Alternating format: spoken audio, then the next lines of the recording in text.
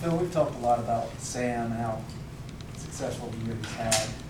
I'm curious, with your approach to him being a true freshman, you coached a lot of young guys throughout your career.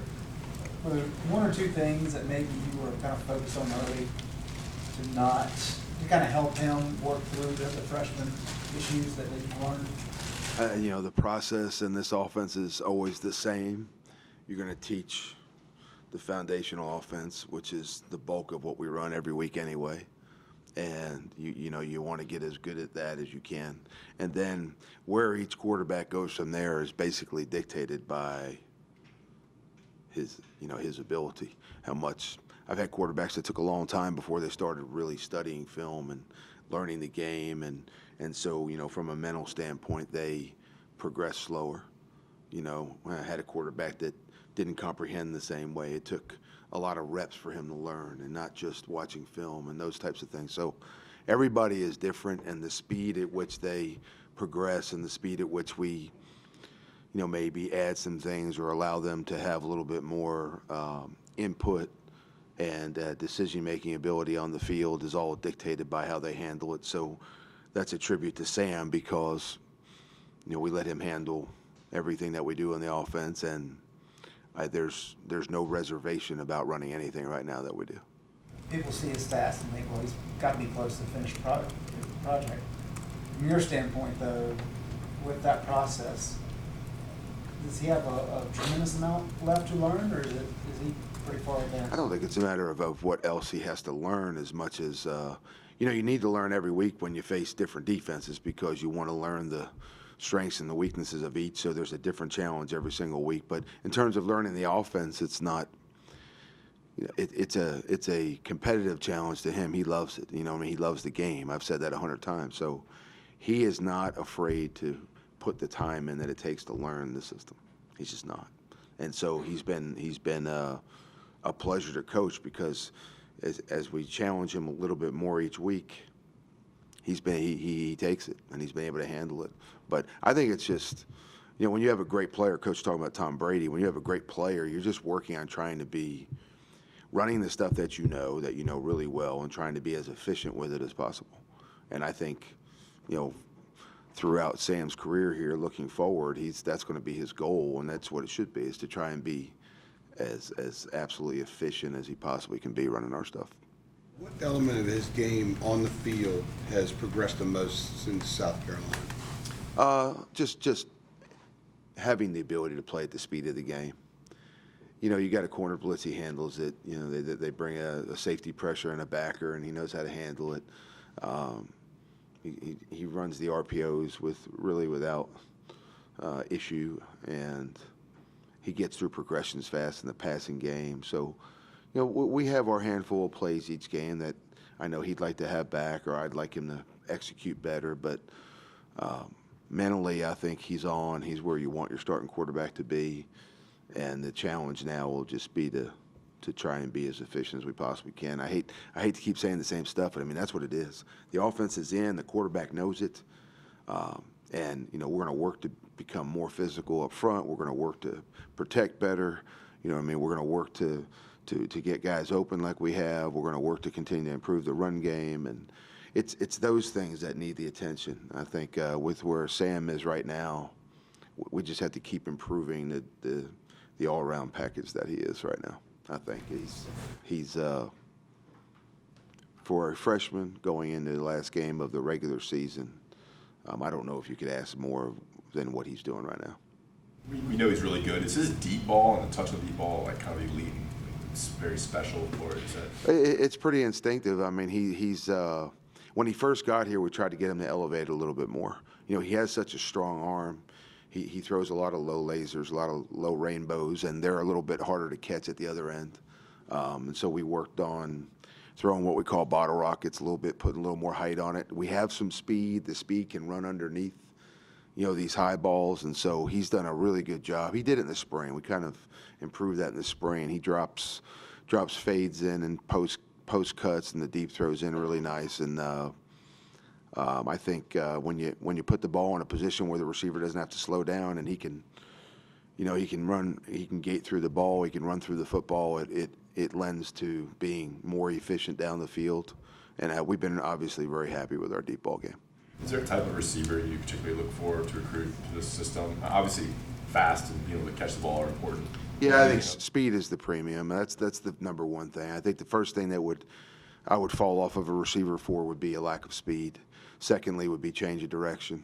I think there are a lot of things that go into a good receiver, but I think those are change of direction and speed are necessary prerequisites. If you don't have those two, we're probably going to move on and look at somebody else. Phil, it looks like you've evolved with Sam to having almost a conversation with him after every snap, every play, either through an arm gesture, a facial expression, Yeah.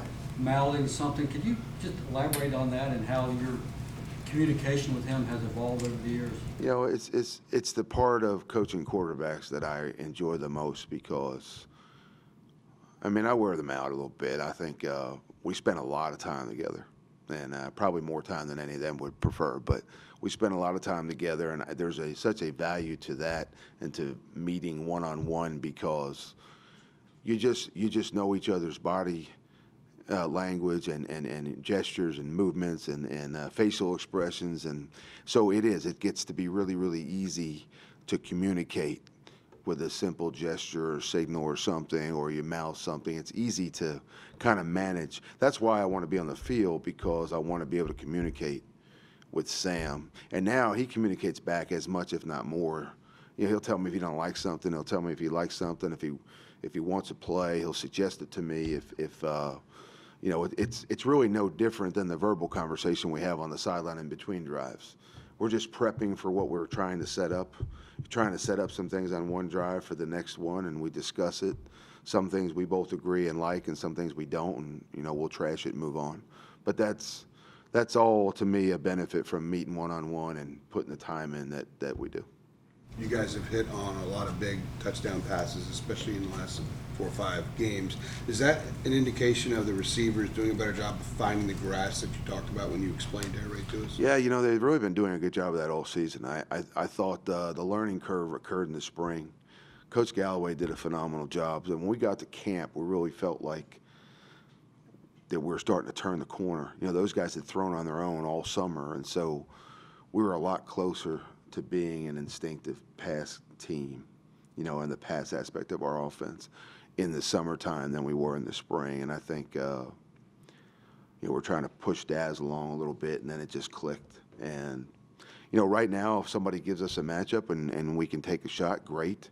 But if they don't, we've done a really good job at running our underneath intermediate game, and our guys do have some run after catch ability. So when we give them a shot at 12 yards or 15 yards, it's not always a catch and tackle. It's usually a catch and run, and we've been able to benefit from run after catch yards all year. So yeah, I'm really pleased with our receivers. I'd like to block better on the perimeter as an entire team, skill wise, but from a pass game standpoint, I've been very happy with their production. Are you confident that, speaking of Daz has done everything he needs to do to get back to playing this week? Yeah, Daz is definitely playing this week. No doubt. What was there anything you all found from the Mercer game that you think can help you all going forward? Well, going into the Mercer game, I said the same thing. It's more about what we do. And Coach has talked about it, and he's 100% right. It's just we want to play at a level that gets us 11 weeks better, And then if we could have played at a lower level and still won the game Saturday, that doesn't help for our preparation this week. NC State is going to be 12 weeks better when they step on the field on Saturday, and so if we had taken the week off or we didn't approach it the right way or focus on the things that we needed to the right way, then we would be behind in our overall season preparation for this game, and we didn't do that. So I thought we had a great week of practice. We had tremendous focus during the week, and I think we had one drop on a low ball in the game, and outside of that, we executed, and I thought did the things that we needed to do in a game like that. And so I feel like we're 11 weeks better, and right now we need to do a good job preparing for state. Where did Sam's throw on that 68-yarder that came back, where did that one kind of stand in the better throws he's made this season? Well, he does two things. He has a really, really quick release, and he has a strong arm. So he saw toe breaking free, and he let it roll. And those are the kind of lower laser throws that I was talking about that we don't want on the over-the-top deep balls. But when you have somebody open and they're starting to extend away from somebody, you want to put the ball on them so you don't give the defender a chance to retrace and recover and be at the strike point when the ball gets there. So it's just what he does. It's one of his talents. It was a heck of a throw, and it's a shame we had the holding call because I think it got toe in the end zone, obviously, maybe for the first time this year, and I thought it was one of his better throws of the season. If you were to show a scout, or really anyone for that matter, just one throw from Sam's freshman season, is there one that immediately comes to mind that you would show him? Or? Is there one throw that comes to mind that I would put at the top? Oh, I don't know. I'd have to think about that one. He's had a number of good ones. No, I think the fade throw that he made at South Carolina in the left corner to Dayami made a great catch. That was a heck of a football. But no, he makes them every week, which is a good problem to have. We're happy about that. To pick out one, yeah, that's a tough one. That's a tough one. What do you expect to see out of NC State defensively on Saturday? Well, they're in a different front than we've seen most of the year. They're in a 3-3 stack front, so they have more athletes off the ball. They're more mobile. So the second level is going to be a lot more active to us than what we've seen. Thankfully, it's not the same defense, but there's a lot of moving parts in our defense, and our defense is difficult, and they're multiple, and so practicing against them in the summer and throughout the season helps you a little bit with that, with the activity. But they're going to be 3-down team, I would say, most of the game. They have a good mix of man and zone coverage, so they're going to make you ID coverage, probably some pre-snap and some post-snap, and those two differences make it. They provide different advantages, and we're going to have to do a good job after we snap the football of IDing whether we're getting manned up or we're getting zoned, so we know how to attack when we're throwing the football. And then in the run game, and I say this every week, but it's true. They have three very good D linemen. I think 29 is one of their best football players, the nose guard, and he'll be a challenge for our center. But we'll have to do a good job stabilizing the line of scrimmage and establishing a little bit of a run game so we have the balance that we're looking for each week. You mentioned some of Sam's progressions. How's it been with ID coverage, such as what he's going to have to do this weekend? Well, more of that falls on the receivers. We're more concerned with whether it's man coverage or zone coverage, and maybe a little bit if a corner has safety help or not. But outside of that, it's progression football, and Sam has a very good grasp of coverages, but he does an excellent job of getting through a 2 or 3 man progression or a 3 route progression quickly. So we don't want to hold the ball. We want to take stress off the O-line. You're looking at some quick hitters to get the ball out of his hand immediately, especially early in the game. I think most coordinators want to do that. You want to get your quarterback in a rhythm. But it's going to be more about, do we map out pressures and protect in our passing game, I think, and then in the run game, we've got to do a good job of game planning to get good numbers at the line of scrimmage so that they don't have one sitting there extra when our running back gets to the line of scrimmage. That's going to be key for us this week to run the football. All right, yeah, one more. Noticed you're wearing a different variety of cowboy boot today.